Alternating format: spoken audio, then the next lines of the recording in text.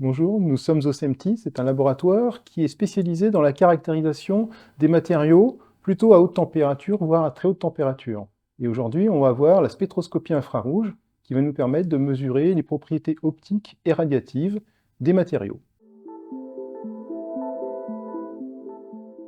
Nous allons utiliser ici des spectromètres infrarouges à transfert de Fourier qui nous permettent de déterminer les propriétés optiques et radiatives des matériaux de l'infrarouge lointain jusque dans le visible. Et ça pour des matériaux soit à température ambiante jusqu'à environ 2000 Kelvin. Pour faire ça, on va chauffer un échantillon, non pas dans un four, mais avec un laser CO2 qui va permettre d'obtenir ces très hautes températures de l'ordre de 2000 ou 2500 Kelvin.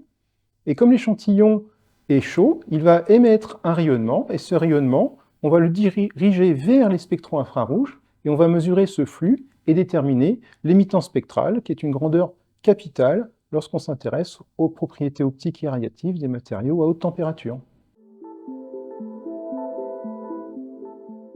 On s'intéresse à des matériaux oxydes, plutôt des matériaux céramiques ou des verres, et on va se servir de l'émittance spectrale de ces matériaux pour faire par exemple des émetteurs à très forte efficience qui pourront émettre dans une très large gamme spectrale ou alors dans une gamme spectrale relativement étroite qui pourrait servir par exemple dans la conversion de la chaleur fatale, ce qu'on appelle le thermophotovoltaïque.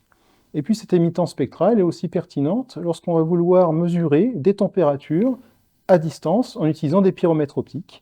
Et cette courbe spectrale va nous permettre de calibrer ces pyromètres.